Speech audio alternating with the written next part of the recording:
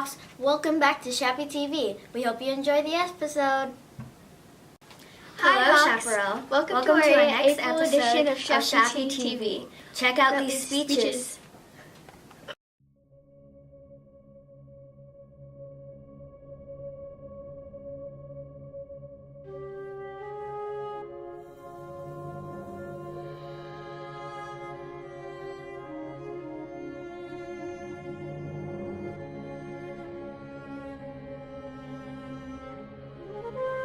Hello, boys and girls, reporting. As I'm going to talk about my parents. My name is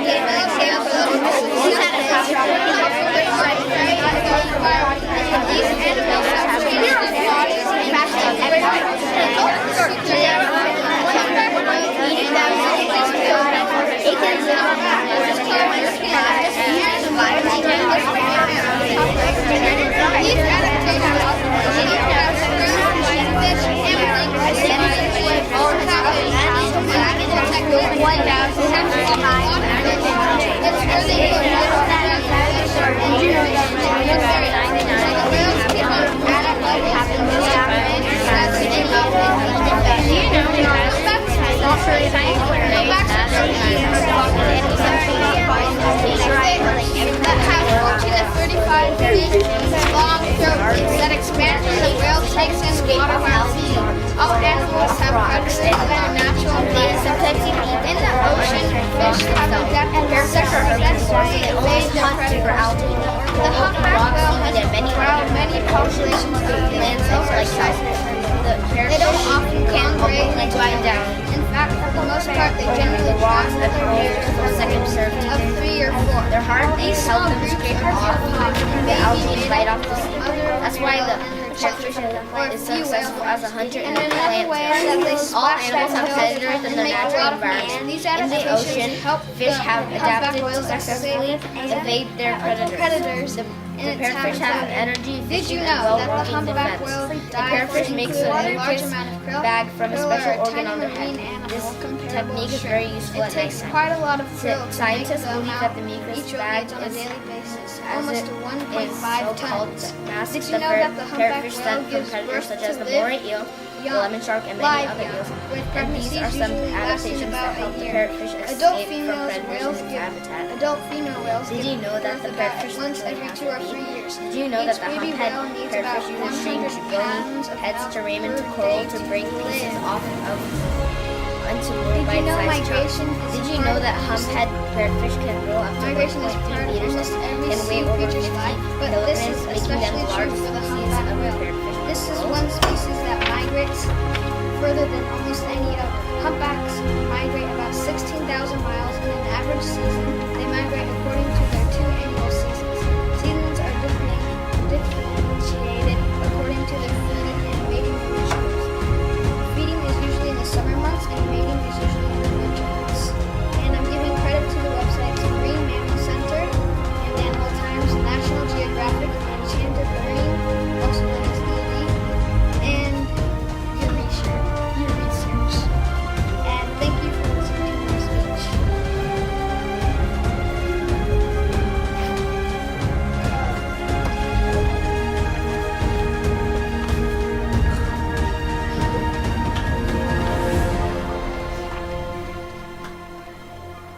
Thank you for listening to our speeches. Okay, maybe that was modern expression. Let's watch first grade express the past.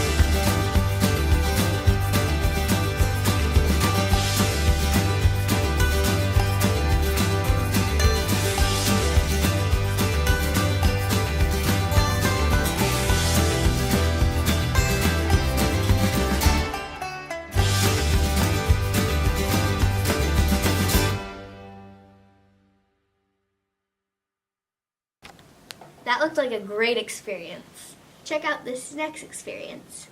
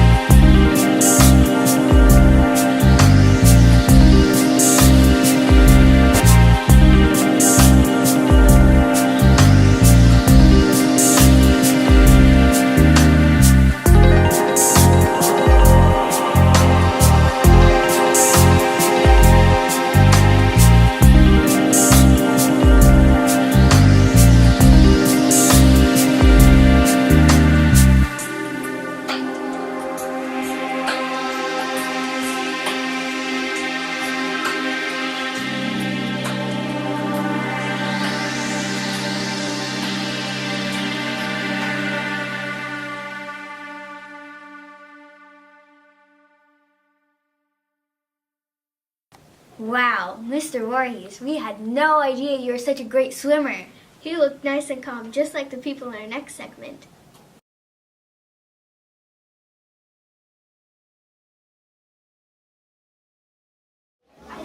Hello, everyone. You look very pleasing. We like it very cold here, so we hope you're not freezing. My name is Snowflake. No, that's not. Me too. Me too. We're here just walking. Listen for you. Started as Wonderland. I fell to the ground from a cloud in the sky. When we fall, it's a beautiful sight, and soon everything is covered in white. The snowflake and the snowflake. Although we are like not two of the same. And some are big. But we stick together. We're a snowball. Some of us are wet. That kind of dry. When the winter was, we all like to fly. Some come down fast, some just go slower. You might like us best if you earn a snowboarder. I'm the tallest flake by far. When it comes to flakes, I'm the star. And I'm the litless, and that's just fine. I may be tiny, but watch me shine. You may think we look silly, but for goodness sakes, we're a blizzard of snowflakes. I've been waiting out here for almost a day, waiting for the kids to come out and play. It's all been fine and clean up to now, but I hate to tell you, here comes the snowplow!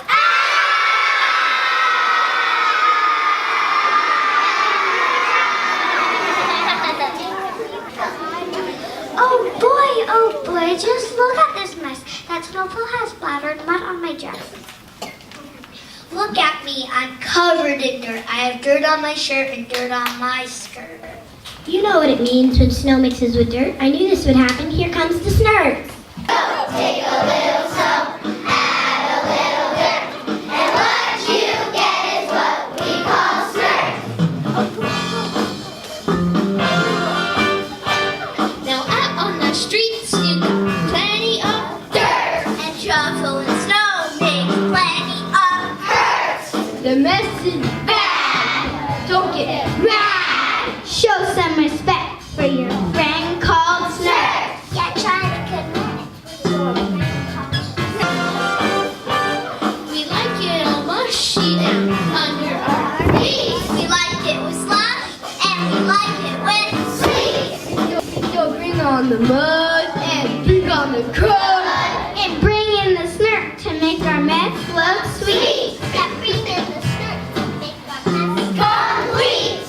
Hey Flakes, what's up? I'm actually glad you're here. We thought we'd come around and spread some winter cheer. We look a little grubby when we're standing next to you, but being grubby is our thing. It's what we Snurfs do. Hey, Skirts, we thought you'd show up. We've been expecting you. It just wouldn't seem like winter without a skirt or two. Thanks, Val. We do our best to make a winter mess. Sorry if you came too soon or at the wrong. No, you're just in time. Just look things look right. You always show with the mud and mix it with the ice. We were hoping you would help us. We always count on you. There's a little snowflake over there. I'm feeling very low. What's the problem with the flake? She's cute as she can be. Is the problem that she's on the ground instead of on a tree? But she wished she landed on a mountain or a snowy hill. Or maybe she'd be happier somewhere in Brazil. No, that's not it. She's glad she's here with us. She didn't even mind when she got splattered by a bus. It didn't bother her when a kid slid on his bike. It's just she's feeling sad because we're all alike. Well, she's really very happy that all of we came. She just thinks each of us are just the same. Well, I never really thought of that. Maybe she is right. After all, we're frozen vapor and most of us are white. We all started in the clouds and found our way to Earth. We do sort of look alike for all that looks our way. Now I'm getting quite depressed. I'm feeling rather blue. I look around and understand I'm just the same as you. you. Millions and millions of snowflakes, and all is said and done. Millions and millions of snowflakes, and I'm just one. Well, that's the silliest song to sing, the silliest song I've heard. All this talk of nothing special is totally absurd. You said it right. That song has got it wrong. I've never heard a wronger song, and I've heard a lot of songs. Of course, we all are similar, and that's okay. Everyone is special in their very own way. Look at all those people sitting out there in their seats. Not a single one of them repeats and repeats. Some are very small, and some are very tall. Some of them have lots of hair, some have none at all. I'd like to see their like to do. Some will play golf every day at the Sprouts game. Some are really fast, some are kind of slow. Some are happy in the sun and others like the snow. Some are rather quiet, some are rather loud. Some are very with it and live their heads above the clouds. But everyone is special in their very own way, just like every snowflake that is found here today. Well, part of that is true. It seems you're alike, but part of that is true. But no one is exactly the same. No one else is you.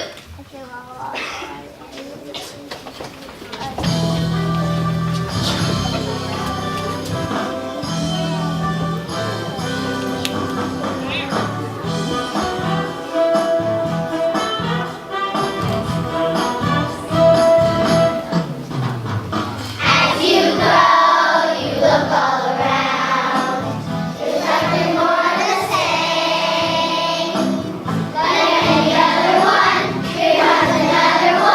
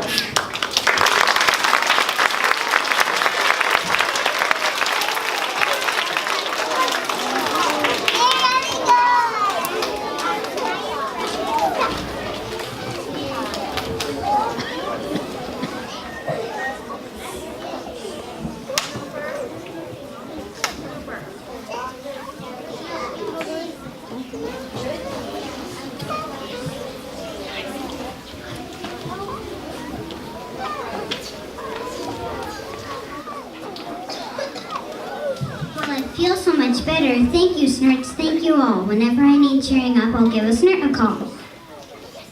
You Snurts were great for telling us that though we're much the same. Everyone is special. That's the best name in the game.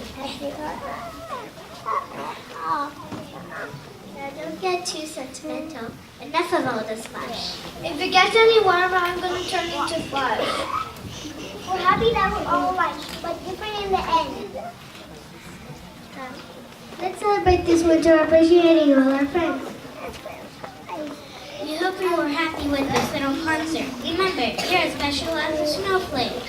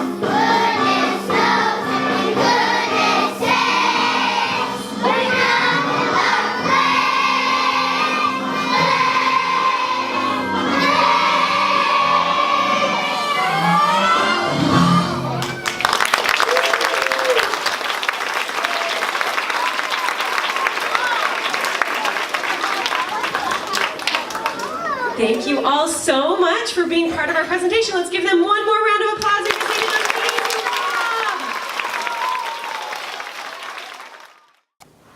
Here's another one.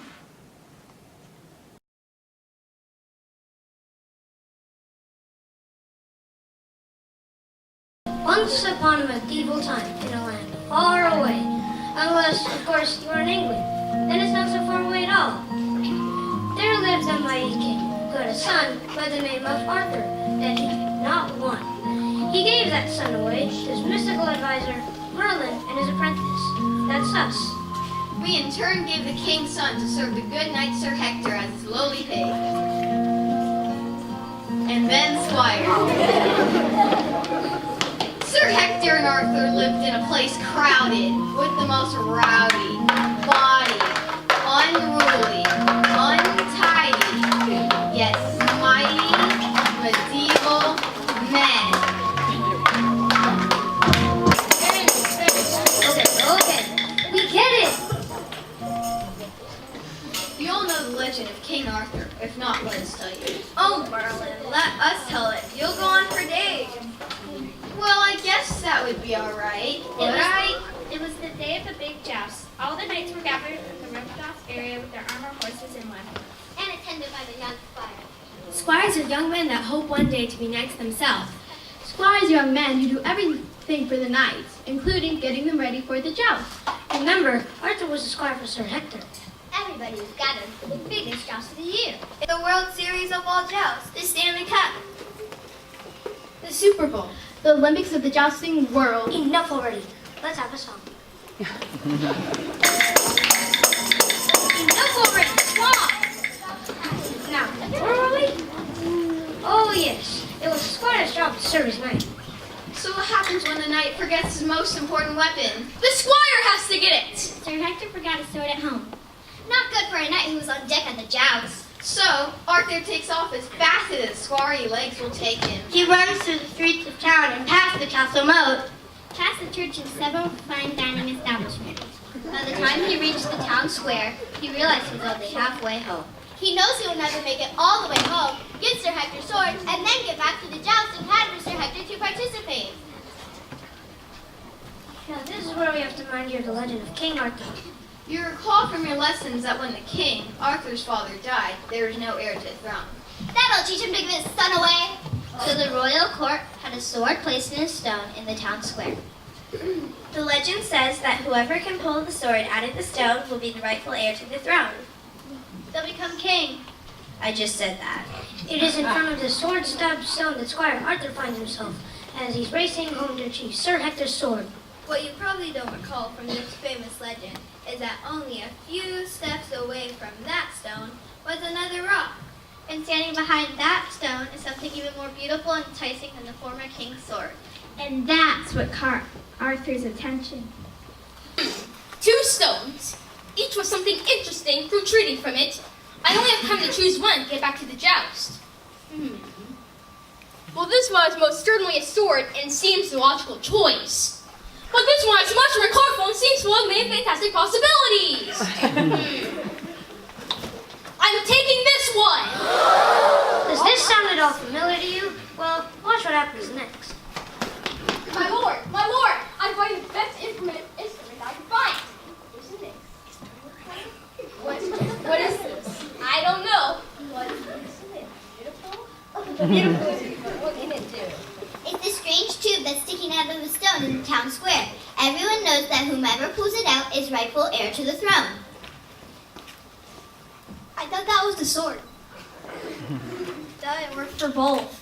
All hail the king! All hail the fighter! Wow, And your majesty. wow, am I really the new king? Can it really be? Your Majesty. Now, what will be your first decree? You mean anything? Sure, you're the king. Well, then I decree that from now on in this kingdom, there will be no more use for swords or weapons of any sort except for this marvelous, colorful instrument. What? You can't be serious, Your Majesty. I think it's a marvelous idea. And until you men get the idea, none of us damsels will be friendly to you at all. Or wash your clothes. Or cook your meals. Or clean the cottage. Or cheer your jousting. King Arthur says no more swords. So we say no more swords. And that's the way it's going to be. You mean after I come home from a long day of lording over the serfs, you're not going to have a hot meal waiting for me? Not if you're lording with anything but that. You mean I'm going to have to wash my own clothes every year? Or wear them dirty. You mean I'm gonna have to milk my own cow? If you don't pay for that boom whacker instead of sword, you better get moving. Boom whacker? What a fantastic name! Come on, we've got to get the sword out of here! He'll love me twice. Oh, I think I broke something. Your Majesty, rumor has it there's an attack coming from France. He just said that. An attack from France? Oh no! And all we have to fight with are these colorful boom whackers! Stop! Silence! We must take sacrifice or we will surely go down in defeat! Your Majesty, what are we to do? I think we should sing a round. Hey, What? I mean, rounds are good. Here, gather around my rap.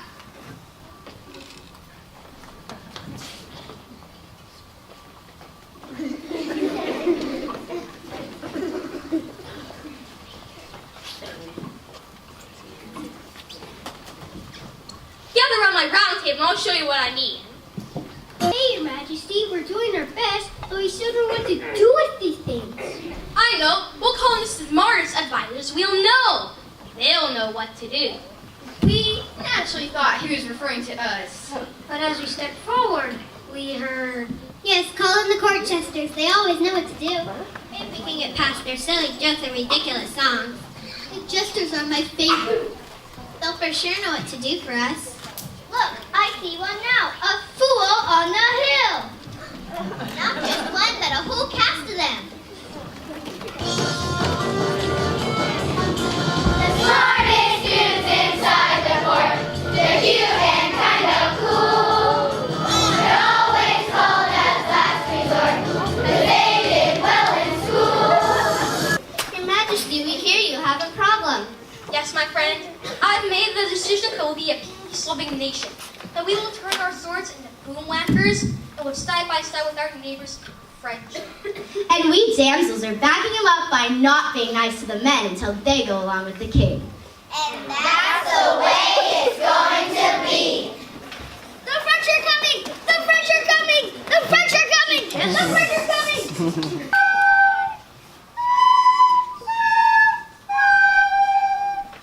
What? Can this really be? Did you really only arrive with only those instruments? We, Monsieur, we saw one of these sticking out in the middle of Paris, and now our ladies have insisted that we turn our swords into these, or they will not be nice to us. Or wash your clothes. Or clean your chalet. Or cheer your jousting. Or cook your own meal. Oui, no more swords. Seems you have your own problems to worry about. But they're colorful, though. What are we going to do? Think! I have to think! And then something very special began to happen. Yes! Yes, my countrymen! My friends! Lend me your ears! This is what I was talking about! Music! Harmony! Having by being right! Being in tune! I knew that if we always tried a little harder, we could aware what is forever and make beautiful music! Listen! Listen! We are doing it! We are making music together! And it is beautiful! My people, from this day forward, let's never forget the sound of this moment! The moment when men and women put down their swords and shields and with a song or musical instrument, raise their voices and sing! Sing, boys, sing! We're making music! Your Majesty, I have terrible news! The men of Scotland are invading from the north and are search over on us all!